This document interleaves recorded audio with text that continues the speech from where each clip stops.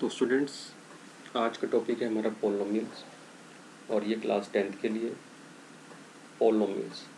तो पोलिनोमियल्स क्या होता है? A sequence having many terms. Poly means many, nomial means terms. एक ऐसा सीक्वेंस जिसमें बहुत सारी टर्म्स हो उसको क्या कहते हैं? पोलिनोमियल्स।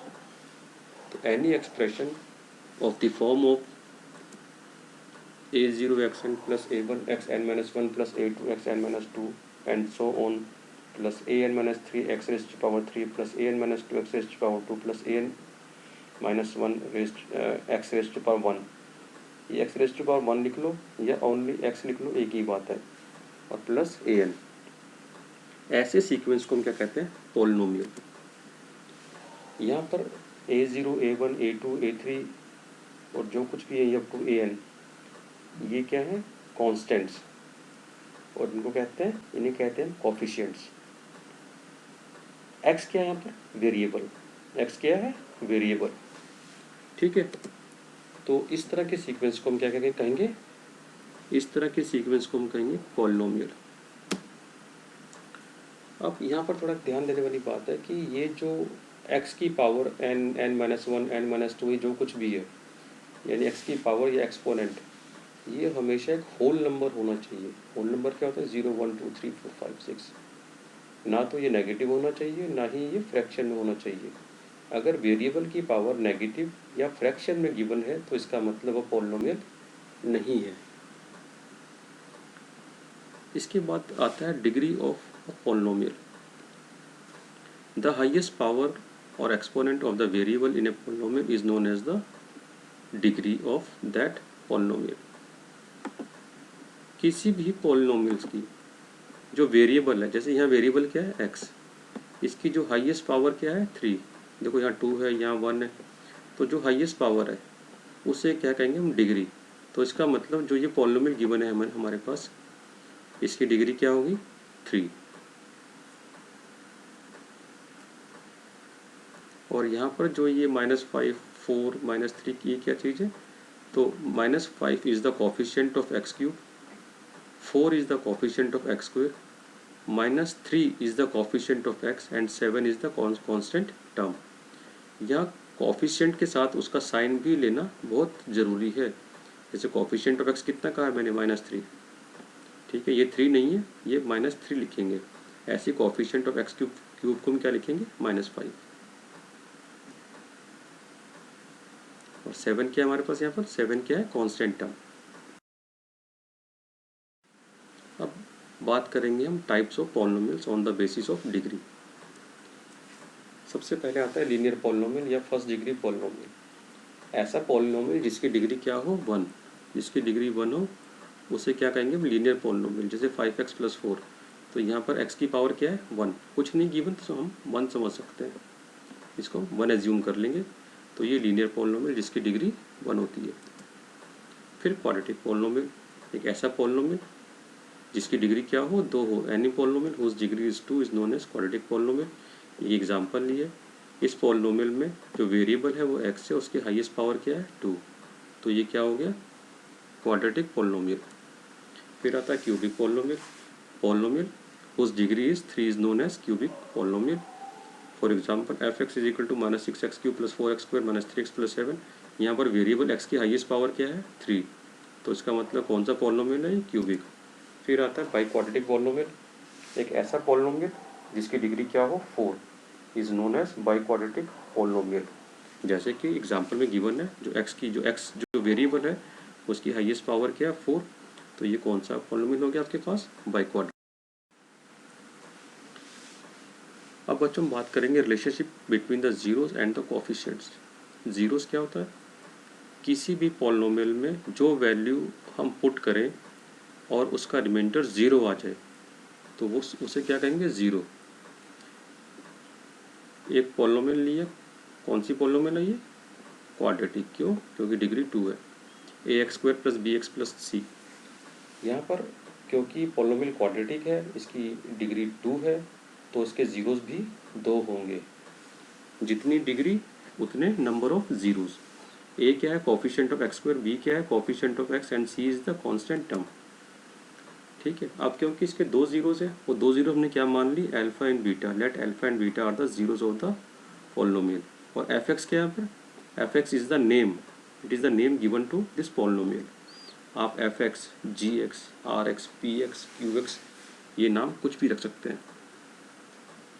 ए क्या है पे, कोफिशिएंट ऑफ एक्स स्क्वायर, ये बताया था, बी क्या coefficient of x, and c is the constant term. अब जो हमारे पास फॉर्मूला है, ये मेथड है, सम ऑफ जीरोस क्या होता है, is equal to minus coefficient of x upon coefficient of x square. Sum of zero means alpha plus beta, यानी alpha plus beta, coefficient of x क्या था हमारे पास, बी, तो ये माइनस बी, और कोफिशिएंट ऑफ एक्स स्क्वायर क्या है, ए, तो minus b upon a, sum of zeros. ऐसी प्रोडक्ट ऑफ जीरोस यानी alpha into beta, constant term upon coefficient of x square, constant term क्या है, सी है, कोफिशिएंट ऑफ एक्स स्क्वायर ए, तो ये क्या आ जाएगा, सी अपॉन ए।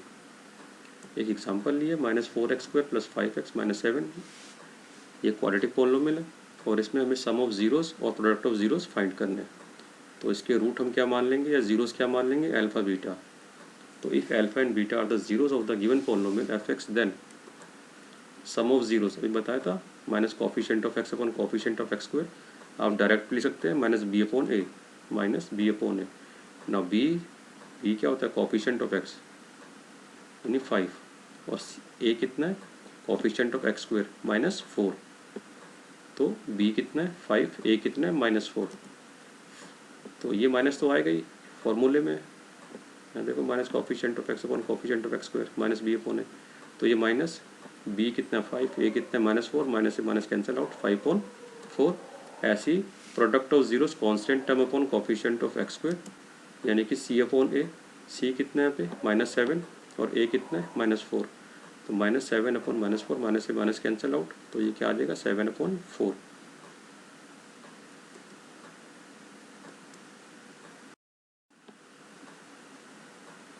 तो स्टूडेंट, जो अब मैं टॉपिक ले रहा हूँ, ये बहुत ही इंपॉर्टेंट टॉपिक है। In this topic we will verify the relationship between the zeros and the coefficients. Zeros और कोफिशिएंट्स के बीच में रिलेशनशिप हम वेरीफाई करेंगे। कैसे करेंगे, तो उसके लिए हमें एक एग्जांपल लेना पड़ेगा। एक एग्जांपल लिया 3x square minus 13x plus 14। सबसे पहले तो इसके जीरोस फाइंड करेंगे, ठीक है, क्योंकि ये क्वाड्रेटिक पॉलिनोमियल है तो इसके दो जीरो आएंगे। और हम कैसे फाइंड करेंगे, by the method of splitting the middle term. Middle term यहाँ पर क्या है, -13, ये क्या है 3, और ये क्या है 14। 3 इंटू 14 क्या होता है हमारे पास, 3 इंटू 14 हमारे पास होता है 42, ठीक है। तो सबसे पहले तो हम 3 इंटू 14, 3 इंटू 14 हमारे पास है 42, इसके इक्वल होता है ये 42 के इक्वल, ठीक है। अब इसके बाद हमारे पास जो मिडिल टर्म है, मिडिल टर्म क्या है -13। इस -13 को हमें स्प्लिट करना है दो नंबर्स में, दो टर्म्स में, जिनका ऐड करें तो -13 आ जाए, मल्टीप्लाई करें तो +42। तो ये नंबर क्या होते हैं 7 -6, ठीक है। -7 -6 क्या होगा बच्चों, -7 -6 होगा -13, ठीक है। लेकिन अगर मैं इनको मल्टीप्लाई कर दूँ, -7 को अगर मैं मल्टीप्लाई करूँ -6 से, तो क्या आना चाहिए, माइनस माइनस प्लस, ये आएगा हमारे पास 42, यानी कि मिडिल टर्म को हमने स्प्लिट कर दिया, ठीक है। अब इस -13 की जगह हम क्या लिखेंगे, इसकी जगह लिखेंगे -7 -6, यानी -7x -6x, ठीक है। तो 3x स्क्वायर, 13x की जगह क्या आ गया, -7x -6x प्लस 14 तो हमारे पास है ही, हमारे पास यहाँ पे, ठीक है।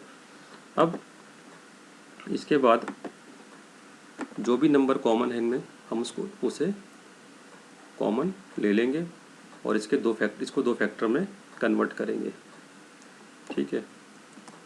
अब इसके बाद देखिए, यहाँ से 3x स्क्वायर और 7x में से क्या कॉमन आएगा, इनमें से सिर्फ x कॉमन आ रहा है, ठीक है। इनमें से क्या कॉमन आ रहा है, x, ये x कॉमन आ गया तो x स्क्वायर में से x चला गया तो क्या बचा 3x, ये x चला गया -7। इन दोनों में क्या कॉमन है, दोनों 2 से डिवाइड हो रहे हैं तो दोनों में 2 कॉमन है। जो ये साइन है इसको तो हम लेंगे ही माइनस, क्योंकि -2 है, माइनस कॉमन आ गया तो इसका साइन प्लस में हो जाएगा और ये 14 ये साइन नेगेटिव हो जाएगा। तो 2 3 ज़ा 6 और ये माइनस कॉमन ले लिया इसलिए माइनस हो गया, 2 7 ज़ा 14। नाउ 3x - 7 3x - 7 कॉमन आ गया, क्या बचा x - 2। अब इन दोनों को हम क्या करेंगे, 0 से कंपेयर करेंगे और यहाँ से हमारे पास x = आ जाएगा 7/3 और x = 2।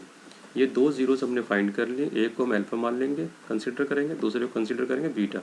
तो this is equal to alpha and this is equal to beta. अब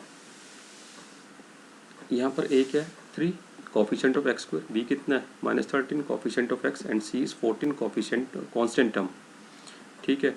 अब अल्फा प्लस बीटा ये इनकी एक्चुअल वैल्यू है 7/3 एंड 2, इनको ऐड करेंगे, जब एक्चुअली इनको ऐड कर दिया इनकी वैल्यू को ऐड किया 7/3 + 2 6, एलसीएम 3 आ जाएगा, ये 6 हो जाएगा 13/7 + 6 13/3।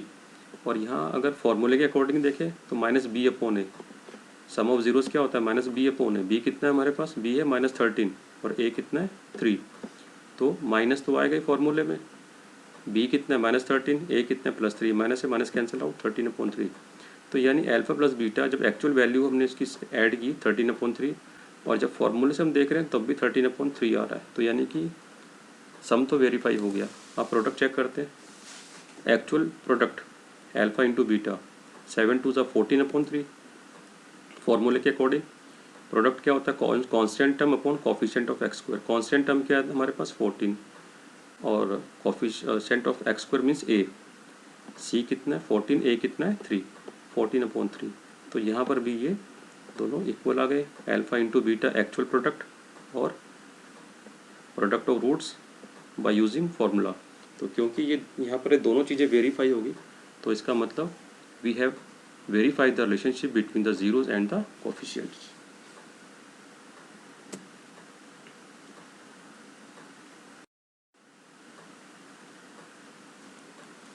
अगला टॉपिक बच्चों हमारे पास ये है कि अगर हमारे पास दो जीरोज गिवन है तो हम पॉलिनोमियल कैसे बनाएंगे, ठीक है। अभी तक तो पॉलिनोमियल गिवन थी, पॉलिनोमियल से हमने रूट फाइंड किए या जीरो फाइंड किए, अब जीरो से हम पॉलिनोमियल कैसे लिखेंगे। तो if alpha and beta are the roots then any quadratic polynomial will be x square minus alpha plus beta into x plus alpha into beta, यानी x square minus sum of zeros into x plus product of zeros. याद रखें यहाँ minus आएगा और यहाँ plus आएगा, और ये के इसलिए क्योंकि ऐसी बहुत सारी इक्वेशन हो सकती हैं, इसीलिए हमने कांस्टेंट वैल्यू बाहर पुट कर दी। अगर इसको ना भी लगाएं तो कोई दिक्कत नहीं है। नाउ तो एफ एक्स क्या है x square minus alpha plus beta sum of zeros into x plus alpha into beta product of zeros. अभी क्वेश्चन लिया find a quadratic polynomial whose zeros are -5 and 9, यानी अल्फा हमने ले लिया, alpha क्या ले लिया हमने, अल्फा ले लिया -5 और बीटा ले लिया 9, ठीक है। Now alpha and beta be the zeros then, तो फॉर्मूला क्या हमारे पास f x any polynomial whose roots are alpha and beta will given by f x is equal to k x square minus sum of zeros into x plus product of zeros. Now अब ये alpha beta की value put कर दी, alpha कितना है हमारे पास -5 और beta कितना है, ये अल्फा है और ये बीटा, अल्फा -5 बीटा 9, ऐसी अल्फा इंटू बीटा -5 इंटू 9, 9 - 5 4, बाहर नेगेटिव है तो अंदर क्या हो गया +4x, बाहर माइनस है तो -4x, तो ये आ जाएगा एक्स स्क्वायर -4x और 9 5 ज़ा 45 -45, ठीक है। और अगर हम सिर्फ एक, ये तो मैंने क्या कहा था कि के क्यों लगाया, क्योंकि ऐसी बहुत सारी क्वाड्रेटिक इक्वेशन, ऐसी बहुत सारी क्वाड्रेटिक पॉलिनोमियल हो सकती हैं जिनके रूट्स -5 और 9 हो, तो लेकिन एनी वन के लिए हम क्या करें के हटा सकते हैं। तो any one quadratic polynomial whose roots are -5 and 9 will be x square minus 4x minus